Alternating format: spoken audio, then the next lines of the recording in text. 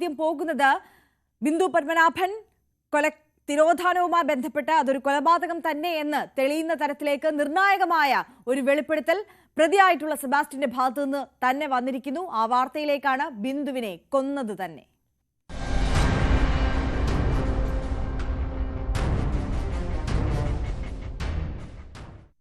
ചേർത്തല ബിന്ദു പത്മനാഭൻ കൊലക്കേസിൽ പ്രതി സെബാസ്റ്റ്യന്റെ നിർണായക വെളിപ്പെടുത്തൽ. ബിന്ദുവിനെ കൊലപ്പെടുത്തിയെന്ന് സെബാസ്റ്റ്യന്റെ കുറ്റസമ്മതം. മൃതദേഹം പല കഷ്ണങ്ങളായി മുറിച്ച് മറവ് ചെയ്തു. ജൈനമ്മ തിരോധാന കേസിൽ ചോദ്യം ചെയ്യലിനിടയിലാണ് ബിന്ദുവിനെ കൊന്നുവെന്ന് പ്രതി സമ്മതിച്ചത്. കുറ്റസമ്മതമൊഴി ക്രൈംബ്രാഞ്ച് കോടതിയിൽ ഹാജരാക്കി.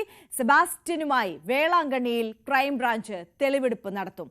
ഈ ബിന്ദു പത്മനാഭൻ കൊലപാതകവും തിരോധാനവും ഒക്കെയായിട്ട് ബന്ധപ്പെട്ടും മറ്റ് 4 യുവതികളുമായി ബന്ധപ്പെട്ടുമൊക്കെ ഈ തിരോധാന കേസിൽ അന്വേഷണം പുരോഗമിക്കുന്നതിനിടെയാണ് ഈ നിർണായകമായ വെളിപ്പെടുത്തൽ സെബാസ്റ്റ്യന്റെ ഭാഗത്ത് നിന്ന് വന്നിട്ടുള്ളത്. ഈ ബിന്ദു പത്മനാഭനെ കാണാതാകുന്നത് 2006 അതുമായി ബന്ധപ്പെട്ട ഒരു വിഷ്വൽ റെപ്രസെന്റേഷനാണ് ഇപ്പോൾ പ്രേക്ഷകർ TV സ്ക്രീനിൽ കാണുന്നത്. ശരണ്യ സ്നേഹജൻ നമുക്കൊപ്പം കൂടുതൽ വിവരങ്ങളുമായി ചേരുകയാണ്. ശരണ്യയിലേക്ക് നമുക്ക് മടങ്ങിയെത്താം. 5 യുവതികളുടെ തിരോധാനവുമായി ബന്ധപ്പെട്ടാണ് ഈ സെബാസ്റ്റ്യൻ സംശയിച്ചിരുന്നത് പോലീസ്. അതുമായി ബന്ധപ്പെട്ട അന്വേഷണമാണ് പുരോഗമിച്ചുകൊണ്ടിരുന്നത്. പല ഘട്ടങ്ങളിലും ഈ അന്വേഷണം എങ്ങനെ മുന്നോട്ട് കൊണ്ടുപോകണമെന്നറിയാതെ പതറി നിന്ന അന്വേഷണ സംഘത്തെ നമ്മൾ കണ്ടതാണ്. കാരണം ശാസ്ത്രീയമായ പല അന്വേഷണ തെളിവുകളും പുറത്തേക്കെത്താൻ കാലതാമസം എടുത്തു എന്നത് തന്നെയാണ് പല ഘട്ടങ്ങളിലും ഈ അന്വേഷണം വൈകാൻ ഇടയുണ്ടായത്. അല്ലെങ്കിൽ എവിടെയെങ്കിലും ഒരു ഫുൾ സ്റ്റോപ്പ് ഉണ്ടാകുമോ എന്ന സംശയത്തിലേക്ക് നിന്നുപോയത്.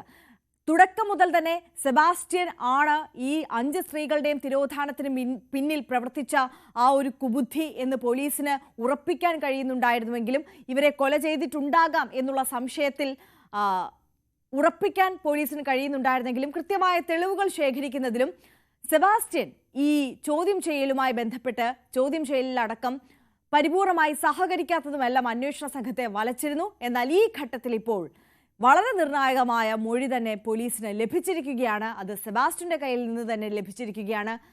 താൻ ഇപ്പോൾ ബിന്ദു പത്മനാഭനെ കൊലപ്പെടുത്തിയതാണ് എന്നുള്ള ഒരു കുറ്റസമ്മത മൊഴിയാണ് ഇപ്പോൾ സെബാസ്റ്റ്യന്റെ ഭാഗത്തു നിന്ന് ഉണ്ടായിട്ടുള്ളത്.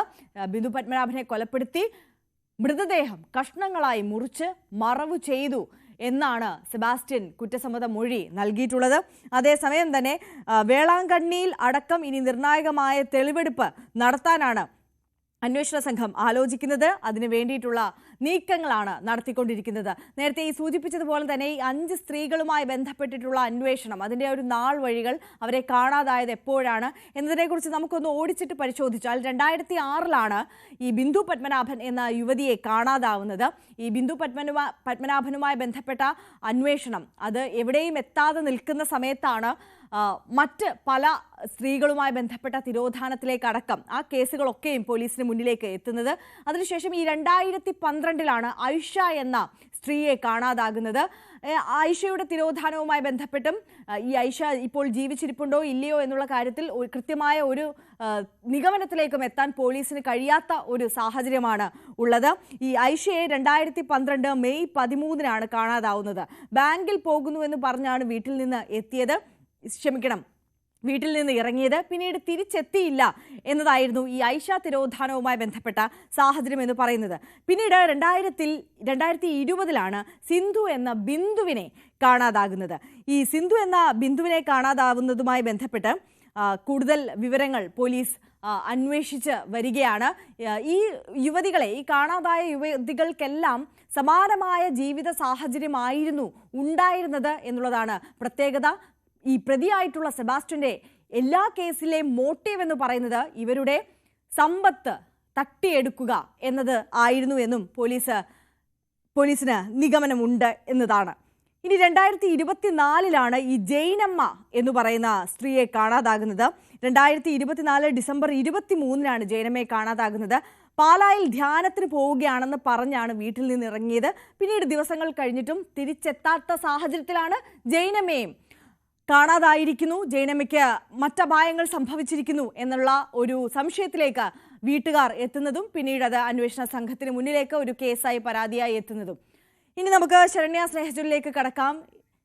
ഈ കേസുമായി ബന്ധപ്പെട്ട കൂടുതൽ വിവരങ്ങൾ അതെ അഞ്ചാമത്തെ യുവതിയെക്കുറിച്ചുള്ള ഒരു വിശദാംശങ്ങളാണ്. ഏലിയാമ്മ എന്ന് പറയുന്ന യുവതിയാണ് 2018 ജൂലൈ 4 കാണാതായത് എങ്കിൽ പോലും ഈ ജൈനമ്മ തിരോധാനം അടക്കം ബിന്ദു പത്മനാഭൻ തിരോധാനവും സിന്ധു എന്ന ബിന്ദുവിന്റെ തിരോധാനവും ഒക്കെ ആ കേസുകളൊക്കെ ചർച്ചയായതിനു ശേഷമാണ് പിന്നീട് ഈ ഏലിയാമ്മ എന്ന് പറയുന്ന സ്ത്രീയെ കൂടി 2018 കാണാതായിട്ടുണ്ട്. അതിന് പിന്നിലെ കറുത്ത കരങ്ങളും അത് സെബാസ്റ്റ്യന്റേതാണ് എന്ന തരത്തിലേക്കുള്ള സംശയം ബലപ്പെടുന്നത്, അതിന്റെ അന്വേഷണവും പുരോഗമിക്കുന്നത്. ശരണ്യ സ്നേഹജനിലേക്ക് അല്പസമയത്തിനകം നമുക്ക് എത്താം.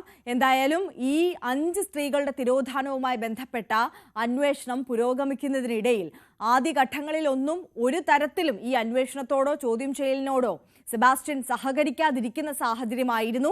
എന്നാൽ ഈ ജൈനമ്മ തിരോധാനവുമായി ബന്ധപ്പെട്ട ചോദ്യം ചെയ്യൽ പുരോഗമിക്കുന്നതിനിടയിലാണ് ഈ നിർണായകമായ മൊഴി സെബാസ്റ്റ്യന്റെ ഭാഗത്തു നിന്ന് ഇപ്പോൾ അന്വേഷണ സംഘത്തിന് ലഭിച്ചിട്ടുള്ളത്. ബിന്ദുവിനെ കൊലപ്പെടുത്തിയതാണ് എന്ന് സെബാസ്റ്റ്യൻ കുറ്റസമ്മതം നടത്തിയിരിക്കുകയാണ്. മാത്രമല്ല മൃതദേഹം താൻ പല കഷ്ണങ്ങളായി മുറിച്ച് മറവ് ചെയ്തു എന്നും പോലീസിനോട് അന്വേഷണ സംഘത്തോട് സെബാസ്റ്റ്യൻ ഇപ്പോൾ കുറ്റം സമ്മതിച്ചിരിക്കുകയാണ്. ഇപ്പോൾ എന്തായാലും ഈ കുറ്റസമ്മത മൊഴി ക്രൈംബ്രാഞ്ചിനെ കോടതിയിൽ ഹാജരാക്കും. അതിനുശേഷം സെബാസ്റ്റ്യനുമായി വേളാങ്കണ്ണിയിൽ ക്രൈംബ്രാഞ്ച് തെളിവെടുപ്പ് നടത്താനാണ് ഇപ്പോൾ ആലോചിച്ചുകൊണ്ടിരിക്കുന്നത്. എന്തായാലും ഈ 5 സ്ത്രീകളുടെ തിരോധാനവുമായി ബന്ധപ്പെട്ട ഏറ്റവും നിർണായകമായ ഘട്ടത്തിലേക്ക് ഇപ്പോൾ എത്തി നിൽക്കാൻ ഈ സെബാസ്റ്റ്യന്റെ കുറ്റസമ്മത മൊഴിയിലൂടെ സാധിക്കുന്നുണ്ട് എന്നുള്ളതാണ് നമുക്ക് മനസ്സിലാക്കാൻ കഴിയുന്നത്. ശരണ്യ സ്നേഹജൻ ചേരുകയാണ് കൂടുതൽ വിവരങ്ങളുമായി. ശരണ്യ, ഏറ്റവും നിർണായകമായ ഘട്ടത്തിലേക്ക് അന്വേഷണ സംഘം എത്തുകയാണ്. ആദ്യ ഘട്ടങ്ങളിൽ ഒന്നും സഹകരിക്കാതിരുന്ന സെബാസ്റ്റ്യന്റെ ഭാഗത്തു നിന്ന് തന്നെ താൻ കൊല ചെയ്തു എന്ന കുറ്റസമ്മതമൊഴി അന്വേഷണ സംഘത്തിന് ലഭിച്ചിരിക്കുകയാണ്. ഇനി ഈ 5 സ്ത്രീകളുടെ തിരോധാന കേസിലും അത് നിർണായക ഘടകമായി മാറും. പല വഴിത്തിരിവുകളിലേക്കും കേസുകളെ കൊണ്ടെത്തിക്കുമെന്നതിൽ ഒരു സംശയവുമില്ല, അല്ലേ?